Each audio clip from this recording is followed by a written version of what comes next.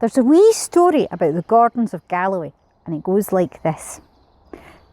At Corriedoo, between Dalry and Moniaive, there was a cantankerous old boar rampaging around the countryside, killing men, women, children and livestock.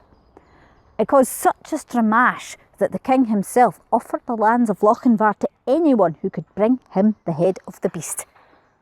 A man called Roderick from Moss Roddick by Dalry set out to kill it, but when he got to Corriedoo, he found it already dead.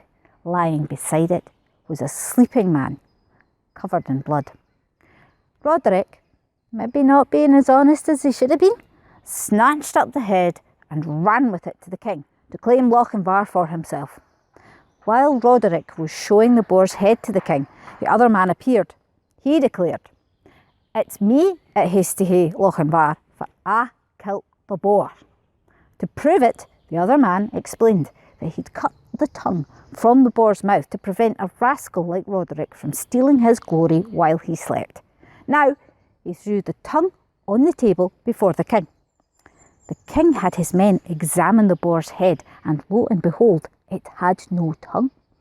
Realising that the other man must have killed the boar with his sword while it charged at him, the king uttered the phrase, "I gored it doon with my sword." He then declared, "The lands of Lochinvar will be yours, and your name will be gored doon in memory of this great exploit." He turned to Roderick and said, "And you miserable sinner, get out of my sight." Roderick ran for it, the king's dogs on his heels. Now, the Gordons do indeed use the boar in their heraldry, so it seems like a reasonably plausible origin story, but unfortunately, not a word of it is true. The Gordons were Normans originally and were granted land in the district of Gordon in Aberdeenshire, from which they took their name.